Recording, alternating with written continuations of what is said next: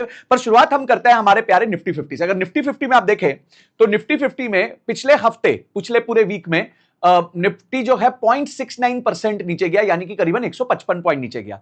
उसका पिछला जो हफ्ता था उसमें निफ्टी 427 पॉइंट ऊपर चला गया था। तो पिछला हफ्ता हमारे लिए अच्छा रहा था, पर ये हफ्ता काफी खराब रहा है। पर आप देखेंगे कि काफी गिरावट आ चुकी है। तो अगर हम टोटल गिरावट देखें, तो अगर हम देखें कि मार्केट ने टॉप से कितना गिरावट किया है, तो अगर हम यहां पे इसको लेके जाएं और यहां से फिर इसको खींच के यहां तक लेके आए जहां पे अभी मार्केट क्लोज हुई है, तो अप्रोक्सीमेटली हम देखेंगे कि मार्केट ने करीबन 15% का फॉल अभी तक दिया है। ज्यादा में ज्यादा वो करीबन 16% तक गई थी, 17% नहीं गई थी। 17% जो होता है वो मार्टिंगल में लेवल 2 होता है। तो मार्टिंगल लेवल 2 अगर आप आ जाते हैं तो आप ज्यादा इन्वेस्टिंग कर सकते हैं, पर अभी तक मार्केट यहां तक गिरी है। पर हुआ क्या है, अगर आप महीनों के एंगल से देखें तो पिछले काफी महीनों में सिर्फ गिरावट आई है। तो अगर हम सबसे पहले हम देखते हैं ये वाला महीना जो था अक्टूबर का, तो अक्टूबर के महीने में निफ्टी में करीबन 6% यानी 1600 पॉइंट की गिरावट आई। उसके बाद सेकंड जो मंथ था नवंबर का, उसमें करीबन 74 पॉइंट्स की माइनर गिरावट थी, पर गिरावट थी। फिर उसके बाद जो अगला महीना था उसमें 2% यानी 486 पॉइंट्स की गिरावट थी। चौथा महीना जो था उस पे करीबन 0.58% की, और फरवरी के महीने में तो धाकड़ गिरावट हुई है करीबन 5.89% की। मार्च का महीना अभी तक ठीक चल रहा है, जहां निफ्टी 1.23% ऊपर है, पर 5 महीने कंटिन्यूअस गिरावट के बाद अब ये थोड़ा सा रिलीफ और स्टेबलाइजेशन हुई है मार्केट में।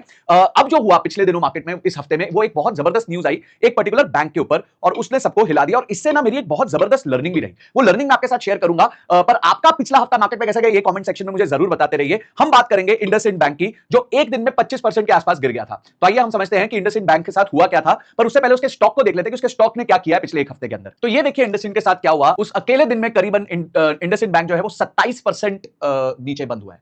27% जो है वो नीचे बंद हो गया अपने क्लोजिंग प्राइस से। और मजेदार बात अब मैं आपको बताता हूं, बहुत सारे लोग है ना स्टॉक इन्वेस्टिंग करते हैं, और मैं हमेशा स्टॉक इन्वेस्टिंग के लिए मना करता हूं। क्यों करता हूं वो मैं समझाता हूं। देखिए ये आप कोई भी प्रिडिक्ट नहीं कर सकता था, क्योंकि ये कंपनी स्पेसिफिक रिस्क है। एक चीज याद रखिएगा, जब आप मार्केट्स में प्ले करते हैं तो मार्केट में दो तरीके के रिस्क होते हैं। एक होता है सिस्टमैटिक रिस्क, एक होता है अनसिस्टमैटिक रिस्क। सिस्टमैटिक रिस्क का मतलब होता है जो पूरे सिस्टम का रिस्क होता है। जैसे अगर निफ्टी गिरा तो सब लोग गिरेंगे, ऐसा नहीं होगा कोई भी बचेगा। हाँ, कोई ज्यादा गिरेगा, कोई कम गिरेगा। कहीं वॉर हो गई तो सिस्टम गिरेगा, कहीं पे पॉलिटिकल चेंज हो गया तो सिस्टम गिरेगा। तो सिस्टम का जो रिस्क होता है वो हम सबके लिए बराबर होता है। पर अनसिस्टमैटिक रिस्क होता है जहां पे हम कंपनी स्पेसिफिक या सेक्टर स्पेसिफिक रिस्क लेते हैं। फॉर एग्जांपल, अगर डॉलर अप्रिशिएट करता है तो आईटी कंपनीज के लिए अच्छा होता है, पर पेट्रोलियम कंपनीज के लिए खराब होता है। तो ये होता है अनसिस्टमैटिक रिस्क। तो आप कभी भी जब भी आप एक पर्टिकुलर स्टॉक में ट्रेड करते हैं तो आप अनसिस्टमैटिक रिस्क लेते हैं। तो यहां आपने अगर इंडसइंड बैंक खरीदा होता तो अनसिस्टमैटिक रिस्क लिया होता। अगर आप इसका टॉप टू बॉटम देखें कि जो ये टॉप मार के आया था उससे लेके आज तक ये कितना गिरा है, तो आप हैरान रह जाएंगे। अगर हम यहां से देखें, ये इसका टॉप पॉइंट था, तो अगर यहां से हम आज का इसका प्राइस देखें, तो जो आज का प्राइस इसका चल रहा है वो प्राइस गिरा है करीबन 60%। तो यानी कि पिछले 60 बार यानी 60 हफ्ते में ये जो है यानी एक साल के अंदर अंदर यानी करीबन एक साल में ये 60% ऑलरेडी गिर चुका है। पर मजेदार बात क्या है, मजेदार बात यह है कि अगर हम थोड़ा और आगे जाएं, ठीक है, और अगर हम इसको मंथली बेसिस पे देखें इस पर्टिकुलर चार्ट को, तो आप ये देखेंगे कि ये जो लेवल है जो आज प्राइस इसका चल रहा है, अगर आप ये वाला प्राइस देखें तो ये वाला प्राइस पिछली बार जो अगर आपने यहां पे पैसा डाला होता तो यहां से लेके यहां तक आपके जीरो रिटर्न थे। अब यहां मतलब कौन सा साल है वो समझते आइए। तो अगर ये हम देखेंगे तो यहां पे अगर आप देखते हैं तो ये साल था 2014, यानी सितंबर 2014 से लेके आज तक पिछले ऑलमोस्ट 10.5 साल में इंडसइंड ने 0% का रिटर्न दिया है। वो ऊपर चला गया, नीचे आ गया, फिर ऊपर चला गया, फिर नीचे आ गया, पर पिछले 11 साल में उसने 0% का रिटर्न दिया है। तो अगर आपने इंडसइंड बैंक किसी की सुन के लॉन्ग टर्म के लिए होल्ड कर लिया होता तो आज आपके पास 0% रिटर्न होते। अगर आप सितंबर 2014 में आते, अगर उससे थोड़ा पहले आते तो भी कोई बहुत अच्छे रिटर्न्स नहीं बनते। पर यही दौरान अगर आपने Nifty mid cap, Nifty small cap, Nifty भी लिया होता तो डेफिनेटली आपने सालाना 10 से 11% का रिटर्न बनाया होता। इसलिए हाथ जोड़ के आपसे प्रार्थना है, अगर आप स्टॉक्स के बारे में नहीं समझते हैं तो कृपया करके Nifty, mid cap Nifty, small cap Nifty ये सब खरीदिए। एक पर्टिकुलर स्टॉक खरीदने से बहुत स्ट्रेस हो सकता है। अब हमें नहीं पता ये वापस कब बाउंस करेगा, और जब तक बाउंस करेगा तब तक टाइम भी निकलेगा, और टाइम जितना ज्यादा होता है कंपाउंडिंग रिटर्न खराब होता है। देखिए इस वीडियो को ना एंड तक देखिएगा, बहुत जबरदस्त लेक्चर दे रहा हूं, मेरी बहुत ज्यादा मेहनत जारी है। तो एक बार रिक्वेस्ट करूंगा कि वीडियो को लाइक जरूर कर देना, एंड तक देखना, क्योंकि बहुत अच्छी अच्छी बातें बताऊंगा, आपके काम की चीजें बताऊंगा, आपका माइंड ओपन करूंगा, और उसके बाद आप अपने इन्वेस्टिंग डिसीजंस हमेशा बेटर ले सकते हैं। इस वीडियो के बाद आपके इन्वेस्टिंग डिसीजंस 10x बेटर हो जाएंगे। तो यहां पे ये स्टॉक स्पेसिफिक रिस्क हुआ। तो आइए समझते हैं कि रिस्क हुआ क्या था, इशू क्या था। तो इंडसइंड बैंक में एक बहुत मैसिव इशू हो गया था कि उनके यहां अकाउंटिंग डिस्क्रिपेंसी निकली, अकाउंटिंग ग्लिच निकला, जहां इंडसइंड बैंक ने कहा कि 1500 करोड़ का जो है हमारा एक ट्रांजैक्शन था डेरिवेटिव्स का, जिसको हमने शायद मिस रिपोर्ट कर दिया है, और उसकी वजह से 27% क्रैश हो गया एक ही दिन पे। अब आप वापस मैं आपको एक ही चीज समझाऊंगा कि ये सब चीजें हमारे कंट्रोल में नहीं है दोस्त। इंडसइंड बैंक गिर गया, हमारे कंट्रोल में नहीं है। पर अगर हमने म्यूचुअल फंड खरीदा होता और उस म्यूचुअल फंड के पास इंडसइंड बैंक होता तो इंडसइंड बैंक उसका एक शेयर होता, तो यानी उसमें गिरावट तो आती पर 27% नहीं आती, शायद 2 या 3% आती। तो आप सबसे रिक्वेस्ट है कि फोकस करिए कि अपने पोर्टफोलियो में हमेशा इंडेक्सेस खरीदिए, या फिर एक पर्टिकुलर म्यूचुअल फंड खरीदिए या ईटीएफ खरीदिए, पर एक पर्टिकुलर स्टॉक पे हमेशा रिस्क ज्यादा रहता है। अब मैंने आपको ब्रॉडली बताया कि पिछले हफ्ते में हुआ क्या है। अब ना कुछ स्पेसिफिक बातें करते हैं, ठीक है। तो स्पेसिफिक बातों में सबसे पहले मेरा जो फेवरेट है वो है म्यूचुअल फंड। तो म्यूचुअल फंड का ये चार्ट मैं आपको दिखाना चाहता हूं, और अगर इस चार्ट को आप देखें तो बहुत ही डेंजरस न्यूज आ रही है दोस्त, बहुत ही डेंजरस न्यूज आ रही है। न्यूज आ रही है कि फरवरी 2025 में 44 लाख नए सिप्स रजिस्टर हुए। अगर आप जनवरी 2025 में देखेंगे तो यह नंबर 56 लाख का था। ठीक है, बहुत ध्यान से सुनना, इस बात को समझना। और इसी फरवरी 2025 में 54 लाख लोगों ने अपने सिप डिसकंटिन्यू कर दिए, बंद कर दिए। अब आप बोलोगे सर 44 लाख ऐड हुए थे तो 54 लाख ने कैसे बंद कर दिए? अरे भाई पहले के भी तो थे, ये टोटल आउटस्टैंडिंग है ना 1016, यानी कि आपके करीबन करीबन 10 करोड़ 16 लाख एसआईपी अकाउंट्स है। 10 करोड़ 16 लाख एसआईपी अकाउंट्स है।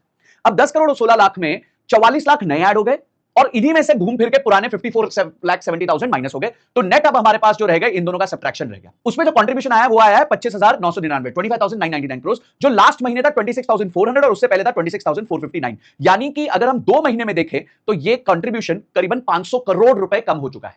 ये 2 महीने में 500 करोड़ रुपए का सफाया हो गया कि भाई 500 करोड़ रुपए जो पहले आता था वो अब आना बंद हो चुका है। अगर आप एसआईपी क्लोजर रेशियो के हिसाब से देखें, और ये बहुत स्कैरी नंबर है, 54.7 डिवाइड बाय 44, तो हम कैलकुलेटर पे करते हैं 54.7 डिवाइड बाय 44, तो आप ये देखेंगे कि जो एसआईपी स्टॉपेज रेशियो है वो 1.24 यानी 124% है। यानी 100 लोग नए आ रहे हैं एसआईपी में और 124 लोग दुकान छोड़ के जा रहे हैं। इसलिए वीडियो की शुरुआत में मैंने कहा था कि म्यूचुअल फंड्स भी लोग अब बंद कर रहे हैं क्योंकि वो थक गए हैं। और वो थक इसलिए गए हैं क्योंकि वो वेल्थ कंपाउंडिंग का कॉन्सेप्ट नहीं समझते, जो मैं अपनी बहुत सारी वीडियोस में बताता रहता हूं। आप जानते हो, मेरी प्लेलिस्ट को जाके देखना, मैंने खुद की भी वेल्थ कंपाउंडिंग कैसे करी है वो भी बताया हुआ है। लोग फाइनेंशियल प्लानिंग भी नहीं करना जानते, फाइनेंशियल प्लानिंग का एफ भी नहीं जानते। इसलिए मैं आपसे रिक्वेस्ट करूंगा कि मैंने फाइनेंशियल प्लानिंग का एक बहुत डिटेल कोर्स बनाया हुआ है और वो इतना सरल कोर्स है कि आप 6 घंटे के अंदर 40 वीडियो के अंदर ये सब समझ जाएंगे कि पैसे की बजटिंग कैसे करते हैं, अपनी आज की नेटवर्थ कैसे निकाले। आपको पता है आपके पास क्या सामान है, आपको पता है आप ओन क्या करते हो और ओ क्या करते हो। उसमें हम ये बताते हैं कि आप अपने लिए इंश्योरेंस कैसे खरीद सकते हैं, लाइफ इंश्योरेंस, हेल्थ इंश्योरेंस, क्या चीजों का ध्यान रखना चाहिए, इन्वेस्टमेंट्स कैसे करें, long term, short term, mid term, कैसे अपने गोल्स बनाएं, उस गोल्स के लिए कैसे उस गोल्स को अचीव किया जाए, और लास्ट में टैक्सेशन। ये सारी चीजें मैं अपने फाइनेंशियल प्लानिंग के कोर्स में बताता हूं। और मैं जानता हूं कि आपको लगेगा मैं बहुत महंगा बेचूंगा, नहीं, आप लोग के लिए स्पेशली सिर्फ उसका प्राइस रखेंगे 999। तो डिस्क्रिप्शन में लिंक है, उस पर जाके क्लिक कीजिए और कूपन कोड डाल दीजिए एस यानी संजय, S999। आप S999 डालेंगे तो वो आपको कोर्स जो है 999 रुपीज में मिल जाएगा। बहुत सारे लोगों ने वो कोर्स करके अपने लाइफ में ट्रांसफॉर्मेशन लेके आए हैं। एक भी लर्निंग ले ली ना दोस्त, तो आपका सारा पैसा वसूल हो जाएगा। तो ये एक खर्चा नहीं, निवेश है। लोग 999 की ना जाके स्टारबक्स में कॉफी पी लेते हैं या फिर पिज्जा हट में जाके पिज्जा खा लेते हैं, पर अगर अपने ऊपर निवेश करोगे ना, हो सकता है पैसिव इनकम कमाना सीख लो, जिससे आप कंटिन्यूअसली फ्री में जाके स्टारबक्स और पिज्जा हट में खा पी सको। तो वापस आते हैं, बहुत स्कैरी और बहुत डरावना रेशियो हो गया है क्योंकि एक तो ज्यादा लोग छोड़ के जाने लग गए हैं। पिछले महीने से ये नंबर बढ़ रहा था और अब ये नंबर प्रपोर्शन में और ज्यादा बढ़ चुका है। पिछले महीने ये नंबर था 106%, अब है 121% के आसपास, और एसआईपी का क्वांटम भी कम हो गया, यानी लोग अभी डरे हुए हैं। तो दोस्तों ये तो हुई म्यूचुअल फंड्स की बात, पर बहुत सारे लोग डायरेक्ट स्टॉक खरीदते हैं, जिसके लिए मैं तो मना करता हूं, पर आप लोग फिर भी खरीदना चाहते हैं, बहुत सारे लोग खरीदते हैं। तो जब आप डायरेक्ट स्टॉक खरीदते हैं तो आपको डीमैट अकाउंट खोलना पड़ता है। तो डीमैट अकाउंट में new demat account opening slows down in January and amidst market correction. तो अगर आप देखें यहां पे तो इनके चार्ट के हिसाब से जो डीमैट अकाउंट ओपनिंग है वो लगातार गिरे जा रही है। ये आप देखेंगे अगस्त सितंबर के आसपास 4.44 मिलियन यानी कि करीबन 44 लाख अकाउंट्स खुलते थे, जो आज सिर्फ 28 लाख अकाउंट्स खुल रहे हैं क्योंकि लोगों का कॉन्फिडेंस खत्म हो चुका है। और एक चीज याद रखना, जैसे ही अकाउंट्स कम खुलते हैं तो एक कंपनी में बहुत भारी इंपैक्ट आता है जिसका नाम है सीडीएसएल। क्योंकि भारत देश में आप अपना डीमैट अकाउंट जो डिपॉजिटरी के पास खोलते हैं वो 2 ही लोगों के पास खोल सकते हैं, या तो सीडीएसएल के पास या एनएसडीएल के पास। सीडीएसएल एक बार लिस्टेड है, तो आइए जानते हैं सीडीएसएल पे इसका क्या प्रभाव पड़ा है। आप देखेंगे आपके होश उड़ जाएंगे। तो गाइस अब आप देख सकते हो सीडीएसएल का शेयर है आपके पीछे, सेंट्रल डिपॉजिटरी सर्विस, जिससे आप अपना डीमैट अकाउंट खोलते हैं। और ऑब्वियसली डीमैट अकाउंट्स जो है आपने देखा चार्ट में, जो मैंने वेबसाइट पे दिखाया कि वो गिरते जा रहा है। पहले 44 लाख अकाउंट्स खुलते थे, 28 लाख अकाउंट्स खुलते हैं। तो जब ग्रोथ कम होगी तो शेयर प्राइस भी कम होगा, क्योंकि मार्केट कहेगी भाई तुम्हारी ग्रोथ ही कम होगी तो हम आपको ज्यादा प्राइस टू अर्निंग्स क्यों दे। तो अगर आप दिसंबर 2024 से इस पर्टिकुलर कंपनी का देखें रिजल्ट और शेयर प्राइस देखें, तो जो सबसे ज्यादा पीक हुआ था वो दिसंबर 2024 पे हुआ था। तो यहां पे हम इसको लेते हैं और यहां पे ये क्या था, करीबन 2000 रुपए, और यहां से ये नीचे आके आज का जो इसका प्राइस है उसमें ये करीबन पिछले 60 दिन में, सिर्फ 60 डेज के अंदर, 61 ट्रेडिंग डेज के अंदर ये शेयर 46.5% गिर चुका है। ये शेयर आपका 46.5% गिर चुका है, यानी ये 100 रुपए का था तो 54 रुपए का रह गया, 1995 का था 1066 का रह गया है। तो यानी कि बहुत जबरदस्त गिरावट है, क्योंकि मार्केट में लोग नए डीमैट अकाउंट्स नहीं खोल रहे हैं और उसकी वजह से यहां पे बहुत ज्यादा प्रॉब्लम हो रही है। बहरहाल आगे चलते हैं, अभी तक हमारी न्यूज खत्म नहीं हुई है, लंबी वीडियो होने वाली है, तो बने रहिएगा। हो सकता है वैसे तो मैं बहुत तेज बोलता हूं, बहुत सब मेरे को बोलते हैं, बट अगर आपको लगता है तो आप 1.25x पे देख सकते हैं वीडियो को। और आगे देखते हैं। अच्छा, अब हमने समझ लिया इन्वेस्टिंग करनी है तो डीमैट अकाउंट्स कम खुल रहे हैं, म्यूचुअल फंड्स करना है तो ज्यादा लोग छोड़ के जा रहे हैं और एसआईपी का कंट्रीब्यूशन कम हो रहा है। अब तीसरी चीज जो मैं बता रहा था वो था फ्यूचर्स एंड ऑप्शंस। अब फ्यूचर्स एंड ऑप्शंस में आप न्यूज देखिए, ये न्यूज कह रही है कि सेबी का जो एफएनओ क्लीनअप हुआ है, सेबी एफएनओ में बहुत रूल्स लाया और एक नया रूल लेके आया इस हफ्ते, जो बताऊंगा आप हिल के रख जाओगे। तो ये कह रहे हैं कि सेबी का जो एफएनओ क्लीनअप है उसकी वजह से 20% रिटेल ऑप्शन ट्रेडर्स जो है मार्केट छोड़ के चले गए। ठीक है, 20% रिटेल ट्रेडर्स जो है मार्केट छोड़ के जा चुके हैं। 20% मार्केट रिटेलर्स जब मार्केट छोड़ के जाएंगे तो वॉल्यूम कम हो जाएगी, वॉल्यूम कम होगी तो ब्रोकर्स का जो ब्रोकरेज है वो भी कम हो जाएगी, एनएससी की कमाई कम होगी, बीएससी की कमाई कम होगी। और पता है क्या होता है, जब घर में 2 बच्चे हैं ठीक है, घर में 2 बच्चे हैं और खाना बहुत हो तो दोनों बच्चे बहुत प्रसन्न रहते हैं, पर जब खाने का अभाव हो जाए ना तो दोनों बच्चे लड़ने लग जाते हैं। आपने कभी ऐसा देखा तो कमेंट सेक्शन में जरूर बताना। और हमारे देश के जो 2 सबसे बड़े एक्सचेंज है वो है नेशनल स्टॉक एक्सचेंज और बॉम्बे स्टॉक एक्सचेंज, और ये दोनों बच्चों में पहले तो बहुत खाना था तो सब बड़े खुश चल रहे थे, पर अब जो है वॉल्यूम खतरनाक तरीके से डिप कर गई है, तो ये दोनों जो है लड़ने लग गए आपस में और इनकी अब हो गई है घमासान युद्ध। और युद्ध क्या कह रहा है कि NSE versus BSE, SEBI's curbs exchange moves reshape options market. अब इसका मतलब क्या है आप समझिए। पहले क्या था ना कि सेबी जो है डेली एक्सपायरी करवाता था, कभी बैंक निफ्टी की एक्सपायरी हो रही है, कभी मिड कैप निफ्टी की एक्सपायरी हो रही है, कभी फिन निफ्टी की एक्सपायरी हो रही है, कभी निफ्टी की एक्सपायरी हो रही है, तो ये सब हो रहा था। अब जब ये हो रहा था ना तो बहुत छोटे छोटे ट्रेडर्स मार्केट में कूद के आ जाते थे कि चलो यार हम भी ट्रेड करेंगे, एक्सपायरी डे पे प्रीमियम्स कम होते हैं, ₹1000 लगा देंगे फिर जीत जाएंगे। अब ये जो छोटे ट्रेडर्स होते हैं ना इसकी वजह से वॉल्यूम आता है मार्केट में, और इन छोटे ट्रेडर्स की वजह से हम जैसे बड़े ट्रेडर्स जो हैं वो मार्केट में खेल पाते हैं, क्योंकि वो खरीद रहे होते हैं हम बेच रहे होते हैं। तो पर अब क्या हुआ, वो लोग छोड़ के चले गए, बोले यार एक तो रोज की खत्म कर दी, क्योंकि सेबी ने क्या कहा है, सेबी ने कहा बीएसई वालों तुम्हें एक एक्सपायरी मिलेगी और एनएसई वालों तुम्हें एक एक्सपायरी मिलेगी। तो ठीक है जी, दोनों को एक एक दे दिया, अब दोनों को एक एक रोटी दे दी है। बीएसई कहता है कि भाई एनएसई की रोटी जो है वो अगर पहले सर्व हो गई तो मेरी रोटी अच्छी नहीं बनेगी। तो एनएसई का जो एक्सपायरी था वो थर्सडे को हो रहा था और बीएसई का जो एक्सपायरी था वो फ्राइडे को हो रहा था। अब बीएसई ने क्या कहा, वो कहता चले काम करते हैं, मैं ये फ्राइडे वाले को ट्यूसडे कर देता हूं तो मैं एनएसई से पहले हो जाऊंगा, हो सकता है मुझे पहली रोटी मिल जाए और प्रॉब्लम मेरी सॉल्व हो जाए। तो इस वजह से अब दोनों के बीच में हो गया है झगड़ा, ठीक है, और इसका इंपैक्ट आ रहा है। और ये क्या हुआ है, जो ओवरऑल प्रीमियम टर्नओवर है वो 3% से गिर चुका है, जिसकी वजह से प्रॉब्लम हो रही है। वही बोला ना, जब रोटी कम होने जाए परिवार में तो झगड़ा होना चालू हो जाता है बच्चों के बीच में। एनएसई का कंबाइंड जो प्रीमियम है वो 13% गिर चुका है, क्योंकि एनएसई ना बड़ा एक्सचेंज था डेरिवेटिव्स खेलने के लिए। तो अब इन दोनों के बीच में लड़ाई हो गई है और इस लड़ाई में क्या हुआ है, बॉम्बे स्टॉक एक्सचेंज का नुकसान होने लग गया है। बॉम्बे स्टॉक एक्सचेंज का शेयर भी सीडीएसएल की तरह गिर चुका है, क्योंकि बीएसई की भी कमाई कम हो गई, क्योंकि पहले जहां 5 एक्सपायरी कर सकते थे अब सिर्फ 1 एक्सपायरी है। तो अगर हम बीएसई लिमिटेड का शेयर देखें तो देखते हैं उसमें क्या गिरावट है। अगर आप यहां देखें तो ओ हो मजा आ गया, आपको धमाल आ जाएगी यहां पे। अगर आप यहां देखें तो पिछले कुछ दिनों में जब से ये खेला चालू हुआ है तो अपने टॉप पॉइंट से बीएसई जो है वो कितना गिर गया है आइए जानते हैं। वो गिर गया है करीबन 36%। तो बॉम्बे स्टॉक एक्सचेंज पिछले 37 दिनों में, पिछले 37 ट्रेडिंग सेशंस में 36% गिर चुका है, यानी ₹100 का शेयर बन चुका है ₹64। क्यों? क्योंकि वहां पे रोटी कम जाने लग गई है। अब वहां पे भी सिर्फ एक ही एक्सपायरी हो पाएगी और आपका ₹6170 का शेयर बन गया है करीबन ₹4000। वैसे तो नेशनल स्टॉक एक्सचेंज का जो शेयर है वो प्राइवेट मार्केट्स पे अवेलेबल है, बहुत सारे प्लेटफॉर्म्स पे अवेलेबल है और अच्छा परफॉर्म किया उसने प्राइवेट प्लेटफॉर्म्स पे। पर अभी एनएसई भी डरा हुआ है तो वो अभी आईपीओ लेके नहीं आ रहा है, क्योंकि उनको बहुत उम्मीद थी कि हमारी अर्निंग्स बढ़ेंगे, पर मुझे लगता नहीं है इस बार अर्निंग्स बढ़ेंगी, क्योंकि ट्रेडिंग वॉल्यूम्स 30-30, 40-40% गिर चुकी है। और जो मेजर एनएसई की कमाई होती थी वो होती थी एफएनओ की वजह से, बिकॉज अगर भारत में ₹100 की वॉल्यूम थी तो आप हैरान हो जाओगे जान के कि 99.6% वॉल्यूम, यानी 99.6 की वॉल्यूम सिर्फ फ्यूचर्स एंड ऑप्शन से आती थी। बाकी 0.4 जो है वो कैश एंड कैरी यानी खरीद बेच करने से आती थी नॉर्मल स्टॉक्स के। तो ये बहुत जबरदस्त डेटा है कि आपको पता था, मुझे कमेंट सेक्शन में जरूर बताना। तो अभी तक क्लास कैसी लग रही है मेरे को कमेंट सेक्शन में बताओ। अच्छी लग रही है तो माइंड ब्लोइंग लिख दो, मैं समझ जाऊंगा कि आप मेरे साथ टिके हुए हो और आप अपनी फाइनेंशियल नॉलेज पे निवेश कर रहे हो, समय निवेश कर रहे हो। तो ये हो गया जी बीएससी का हाल। अब हम आगे चलते हैं। अच्छा, ये काफी नहीं था तो अगला स्टेप एक और लेके आ गया सेबी। सेबी पैनल में ask retail FNO traders to prove suitability, यानी कि along with ensuring that a trader has enough funds, यानी कि आपके पास पैसे भी होने चाहिए और आपके पास नॉलेज भी होनी चाहिए, नॉलेज टू ट्रेड डेरिवेटिव्स। यानी कि अब ये हो सकता है कि मार्केट रेगुलेटर आके बोले भाई साहब सुनिए, अगर आपके पास 10 लाख रुपए की नेटवर्थ नहीं है ना तो आप ट्रेडिंग कर ही नहीं सकते।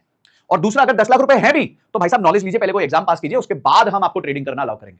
तो ये होगा तो वॉल्यूम्स और कम होंगी, वॉल्यूम्स और कम होंगी तो किसको इंपैक्ट होगा? बीएसई को होगा, एनएसई को होगा, सेबी की भी कमाई कम होगी, ब्रोकर्स की कमाई तो बहुत ही कम हो जाएगी। यानी आगे आने वाले समय में ब्रोकरेज की कंपनीज का अभी कोई डायरेक्ट हमारे को लग रहा नहीं है कि बहुत अपटिक मिलने वाला है। ठीक है, तो वही चीजें सारी मैंने जो बताया था, म्यूचुअल फंड बंद करो, ट्रेडिंग बंद करो, इन्वेस्टमेंट को बंद करो, ये सब हो गया है। तो लोग क्रिप्टो की तरफ जा रहे थे, पर उस पे जाने से पहले क्रिप्टो में एंड में बताऊंगा आपको कि क्रिप्टो के साथ क्या हुआ है, उसको भी हम समझते हैं। पर उधर जाने से पहले थोड़ा यूएस इंडिया और ये सब चीजों को भी समझते हैं कि क्या चल रहा है वहां पे, क्योंकि आपको पता है कि ट्रम्प साहब जो है वो एकदम अलग ही मोड में चलते रहते हैं, कभी कुछ बोल देते, कभी कुछ बोल देते। बीच में बोला कनाडा में 50% लगा दूंगा, फिर बोलते नहीं यार बाद में 2 घंटे में बोल दिया नहीं लगाऊंगा। अब आते हैं यूएस में क्या चल रहा है। तो यूएस में जेडी वैंस जो है वो कहते हैं कि green card holder doesn't have indefinite right to be in US, यानी कि अब वो धीरे धीरे ना इमिग्रेशन लॉज को बदल देंगे। पहले लोग क्या करते थे, 5-5, 7-7 साल रुकते थे, यार हमारे को ग्रीन कार्ड मिल जाए, ग्रीन कार्ड मिल जाए, ग्रीन कार्ड के लिए भारतीय ना एकदम भागते थे वहां पे यूएस में। अब तो वैसे यूएस सिटीजनशिप को कह रहे हैं $5 मिलियन यानी मोटा मोटी 45 करोड़ रुपए में आके ले जाओ। पर वो कह रहे हैं कि अगर ग्रीन कार्ड होल्डर हो ना तो आपको इंडेफिनिट राइट नहीं मिलेगा यूएस में रहने को, यानी कि बहुत जबरदस्त चेंजेस आ सकते हैं इमिग्रेशन लॉज में। और इमिग्रेशन लॉज में चेंजेस आएंगे तो इंपैक्ट होगा आईटी कंपनीज को, क्योंकि आईटी के बंदे सबसे ज्यादा जाते हैं वहां पे। आपको पता है टीसीएस इन्फोसिस का 51% रेवेन्यू जो है वो यूएस मार्केट से आता है। तो ये एक बहुत बड़ी खतरे की निशानी है। जेडी वांस कौन है? वो वहां के वाइस प्रेसिडेंट है, सब जानते हैं। उनकी वाइफ जो है वो इंडियन है, अभी मोदी जी जाके मिले थे उनके बच्चों से और उनके वाइफ से और सारी फैमिली से। तो ये है। अब आगे चलते हैं, आगे देखते हैं। अगर डाउ जोन्स जो उनका इंडेक्स है, डाउ जोन्स इंडस्ट्रियल एवरेज डीजेआईए कहते हैं, उसमें 650 पॉइंट की वृद्धि हुई है कल फ्राइडे रात को। बट अभी भी उसका वर्स्ट हफ्ता रहा है सिंस 2023, यानी पिछले 2 साल में सबसे खराब परफॉर्मेंस रही है। आइए जानते हैं सबसे खराब परफॉर्मेंस जो उसकी रही है, तो उसने पिछले हफ्ते में कितना लॉस किया है। तो अगर आप देखेंगे तो पिछले पूरे हफ्ते में डाउ जोन्स जो है वो 3% नीचे गया, यानी 1300 पॉइंट नीचे गया है। थोड़ी रिकवरी हुई है, बट उसके बावजूद भी ये 2023 से लेकर आज तक डाउ जोन्स का सबसे खराब हफ्ता रहा है रिकवरी करने के बाद। सोचिए अगर रिकवरी ना होती तो क्या सिचुएशन होती। आगे यहाँ पे जो ट्रम्प टैरिफ चल रहा था, उसमें बीबीसी ने एक बहुत जबरदस्त बात की। उसने कहा कि US tariff on India will be a bitter pill to swallow. देखिए टैरिफ में ना अगर आपको समझना पड़ेगा टैरिफ का मतलब क्या होता है, बहुत सिंपल तरीके से समझाता हूं। भारत वहां पे कुछ गुड्स भेजता है, यूएस इंडिया में कुछ गुड्स भेजता है। तो जब भारत यहां से कुछ गुड्स भेजता है तो यूएस बोलता है कि ठीक है जी, मेरे लोगों को उसकी जरूरत है, तो मैं ना उसको महंगा नहीं करता, ठीक है, नहीं तो महंगा करूंगा तो मेरे लोगों के यहाँ पैसे ज्यादा देने पड़ जाएंगे, इन्फ्लेशन आ जाएगा। पर जब यूएस इंडिया को कुछ भेजता है, जैसे हार्ली डेविडसन भेजता है, तो वहां पे इंडिया जम के टैक्सेस लगाता है। फोर्ड की गाड़ी आती है, जम के टैक्सेस लगा देते हैं, ठीक है। तो यूएस कहता है यार ये क्या चक्कर है यार, मैं तो तुम्हारी चीजों को यहाँ पे टैक्स नहीं कर रहा, तुम क्यों टैक्स कर रहे हो, तो दोनों हम रेसिप्रोकल टैक्स करेंगे। अब इंडिया के दो सबसे बड़े एक्सपोर्ट हमेशा याद रखना जो यूएस को है, वो है एक तो टेक्नोलॉजी आईटी सर्विसेज, और दूसरा है फार्मास्यूटिकल यानी कि ड्रग्स, मतलब दवाइयां। ड्रग्स वो नहीं, दवाइयों को ड्रग्स कहते हैं। तो अगर आप देखें तो इंडियन कंपनीज बहुत जबरदस्त एक्सपोर्ट करती हैं। इंडिया का जितना दवाई का एक्सपोर्ट होता है ना, उसका करीबन 31%, ठीक है, मोटा मोटी एक तिहाई एक्सपोर्ट सिर्फ और सिर्फ यूएस को होता है। तो इंडियन कंपनीज बहुत डरी हुई हैं, पर बीबीसी कह रहा है कि ये जो यूएस अगर उस पर लगा देगा ना, तो वो अफोर्ड ही नहीं कर पाएगा। ये उनके लिए प्रॉब्लम हो जाएगी, उनके लोगों के लिए प्रॉब्लम हो जाएगी, बिकॉज हेल्थ केयर जो है वो सबसे इंपॉर्टेंट चीज है किसी भी कंट्री के लिए। तो आइए समझते हैं वो क्यों ऐसा कह रहे हैं। तो ये बात पढ़िए, nearly half of all generic medicine taken in the US come from India alone, यानी कि अगर 10 वहां पे जेनरिक मेडिसिन है, जैसे हमारी पैरासिटामोल हो गई, ये सब हो गई, उसमें से 5 भारत में से आती है, 50%, ठीक है। उसके अलावा generic drugs which are cheaper version of brand name medications imported from countries like India make up 9 out of 10 जो है वो इंडिया से आती है, ठीक है। तो ब्रांडेड जो होती है उसमें से तो 10 में से 9 इंडिया से आ रही है। अच्छा, इसकी वजह से यूएस को 2022 में 219 बिलियन डॉलर की बचत हुई थी, क्योंकि वो इंडिया से मंगवाते हैं ना, तो उनको 219 बिलियन डॉलर की बचत हुई थी। अब आप सोचो अगर हम पे उन्होंने टैक्स लगा दिया, हो सकता है इस 219 बिलियन डॉलर में से उनका काफी लॉस हो जाएगा। तो ये इतना इजी नहीं होगा। डॉक्टर मेलिसा बाबर जो येल यूनिवर्सिटी से, वो कह रही हैं कि tariff could worsen the demand supply imbalances, यानी कि अभी ऑलरेडी बहुत प्रॉब्लम है, डिमांड ज्यादा है, सप्लाई कम है, और उसके टैरिफ लगाने से तो और भी प्रॉब्लम हो जाएगी। दिलीप सांघवी जो इंडिया की one of the biggest pharma company Sun pharma के चेयरमैन है, वो कह रहे हैं कि उनकी जो कंपनी बिल बेचती है वो $1 से $5 पर बॉटल पे होती है, और इतनी कम कॉस्ट पे वो टैरिफ्स को जस्टिफाई नहीं कर पाएंगे, उनके लिए भी प्रॉब्लम हो जाएगी। तो अगेन इंडियन फार्मास्यूटिकल कंपनीज को भी थोड़ा टाइम तक देखना पड़ेगा, बिकॉज अभी पता नहीं कि यूएस का बिहेवियर क्या रहेगा। अच्छा, ये चलते चलते ना आज आपको पता है कि सबसे अच्छे दोस्त अगर डोनाल्ड ट्रंप के कोई हैं तो वो इलॉन मस्क है।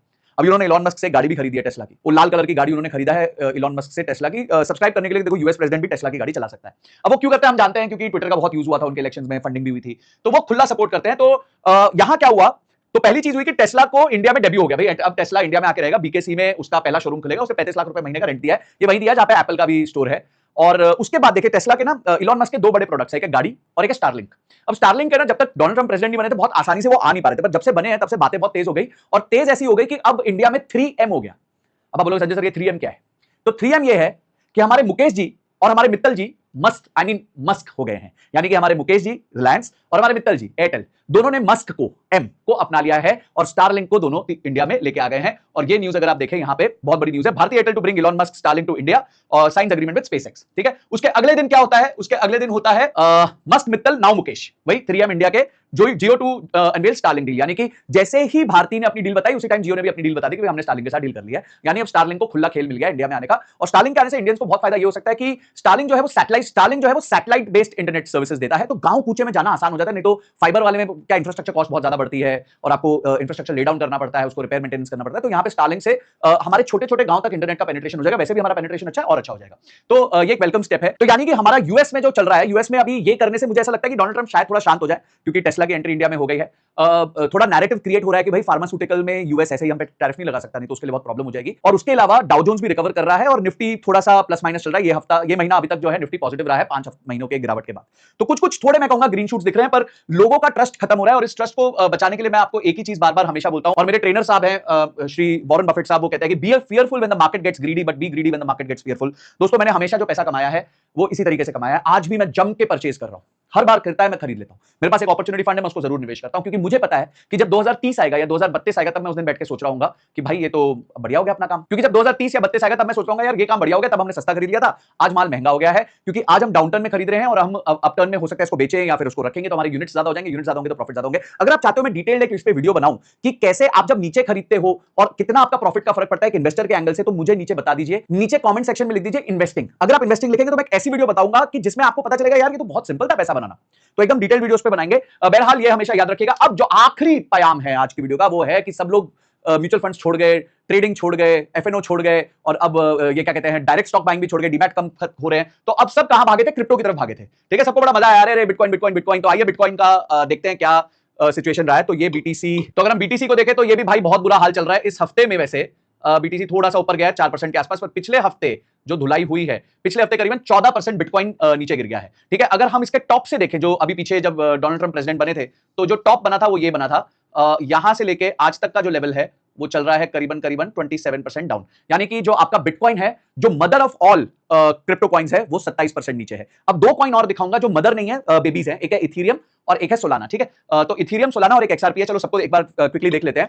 आपको कौन सा कॉइन सबसे ज्यादा पसंद है वो मुझे कमेंट सेक्शन में जरूर बताना। तो अगर हम इथेरियम को देखें, तो हमने बिटकॉइन में देखा ऊपर से नीचे 27% के आसपास गिरावट है। तो इथेरियम में अगर हम देखें सेम चीज को, तो हम ये देखेंगे कि यहां पे जो टोटल गिरावट है वो है, ओ माय गॉड, यहां काफी गिरावट हो गई है, करीबन 55% की गिरावट है। इसलिए लोग जब बोलते हैं ना मैं छोटे कॉइन में इन्वेस्ट करता हूं, छोटे कॉइन में इन्वेस्ट करता हूं, मैं कोशिश करता हूं आप लोगों को बोलता हूं बड़े में रहो। देखिए बिटकॉइन 27% गिरा है, इथेरियम जो सेकंड बिगेस्ट कॉइन है अपना क्रिप्टो इंडस्ट्री का, वो 55% गिर गया। अब तीसरा जो कॉइन आता है उसको हम एक्सआरपी कहते हैं। चलो एक्सआरपी भी देख लेते हैं क्या सिचुएशन है एक्सआरपी की। तो यहां पे एक्सआरपी का क्रिप्टो, ओके ये रहा, एक्सआरपी को देखते हैं। तो एक्सआरपी में क्या गिरावट हुई है, एक्सआरपी में आज अगर आप देखें सिचुएशन, तो एक्सआरपी का जो टॉप पॉइंट रहा था वहां से लेके आज तक जो ये गिरा है, ये गिरा है 36%। ठीक है, तो बिटकॉइन 26%, इथेरियम 54% और ये 36%। और लास्ट जो एक और अच्छा कॉइन जो माना जाता है जनरली, मेरा कोई रिकमेंडेशन नहीं है, बट मैं सिर्फ आपको स्टडी के लिए बता रहा हूं, क्योंकि बिटकॉइन और सब लोग भागे थे क्रिप्टो की तरफ, तो क्रिप्टो में भी परेशानी होती है, आपको सीखना पड़ता है। ठीक है, अगर आप चाहते हो मैं क्रिप्टो आपको डिटेल में सिखाऊं एकदम बच्चे की तरह कि क्रिप्टो होता क्या है, वेब3 होता क्या है, डिसेंट्रलाइज्ड फाइनेंस होता क्या है, मैंने खुद ड्यूक यूनिवर्सिटी से सर्टिफिकेशन की हुई है, यूएस की यूनिवर्सिटी है, मैंने वहां पे पूरा डिसेंट्रलाइज्ड फाइनेंस पढ़ा हुआ है। तो मुझे नॉलेज अगर आप चाहते हो मैं उसको आपको दूं, तो नीचे मुझे आप लिख दीजिए बिटकॉइन, मैं समझ जाऊंगा कि भाई आप भी इंटरेस्टेड हैं। ठीक है, तो अब मैं आता हूं सोलाना में। आइए देखते हैं सोलाना क्या कहता है। तो सोलाना में अगर हम देखें तो यहां पे जाते हैं जहां पे इसने सबसे बड़ा टॉप बनाया था। ठीक है, और यहां से देखते हैं कि आज ये कितना गिरा है। तो सोलाना जो गिरा है वो गिरा है करीबन अभी जो रिकवर हुआ है उसके बाद करीबन 50% के आसपास गिरा है। तो देखिए मदर क्रिप्टो गिरता है तो बेबी क्रिप्टोस गिरते हैं। यहां पे ट्रेडिंग अपॉर्चुनिटी भी निकलती है जिसके बारे में हम सब सीखेंगे। अगर आप मुझे 1000 कमेंट्स बिटकॉइन लिख दोगे, मैं समझ जाऊंगा कि मैं आपको डिटेल में क्लैरिटी के साथ सिखा दूं कि ये होता क्या है भाई क्रिप्टो और ये सब। तो गाइज बहुत लंबी वीडियो थी। अब करना क्या है, करना यह है कि आपको वरी नहीं करना है, इस टाइम पे ग्रीडी होना है, यानी कि इस टाइम पे निवेश को चालू रखिए प्लीज। कोई भी स्टॉक स्पेसिफिक बेट्स मत लीजिए। आप देख रहे हैं अभी इंडस्ट्री ऊपर नीचे चल रही है, तो बास्केट बेट्स लीजिए। सबसे सेफेस्ट है निफ्टी 50 कर लीजिए। अगर थोड़ा लंबा समय का अवधि है तो मिड कैप और स्मॉल कैप भी कर सकते हैं। मैंने उसके ऊपर डिटेल वीडियो बनाई है कि क्यों मिड कैप और स्मॉल कैप अब राइटली वैल्यूड लग रहे हैं, ज्यादा डाउनसाइड उसका दिख रहा नहीं है, जरूर जाके देखिएगा। मैं कोई सभी रजिस्टर्ड आरए नहीं हूं, तो अपना डेफिनेटली चेक जरूर करा लीजिएगा जिसको भी आप फॉलो करते हैं उससे। और वीडियो पसंद आई है तो लाइक जरूर करना, सब्सक्राइब करना, घंटी दबाना। लंबी वीडियो थी मैं जानता हूं, बट बहुत वैल्यू देनी थी इसलिए थोड़ी लंबी वीडियो बना दी। बहुत टाइम से इतनी लंबी वीडियो नहीं बनाई थी, आज मन किया कि आप सबको समरी दूं। अगर आपको ये समरी अच्छी लग रही है और चाहते हो कि हर सैटरडे शाम को ऐसी समरी आपको मिले, तो मुझे कमेंट सेक्शन में समरी लिख देना, मैं समझ जाऊंगा कि आप चाहते हो मैं हर सैटरडे को ऐसी वीडियो बनाऊं। बहुत कुछ कमेंट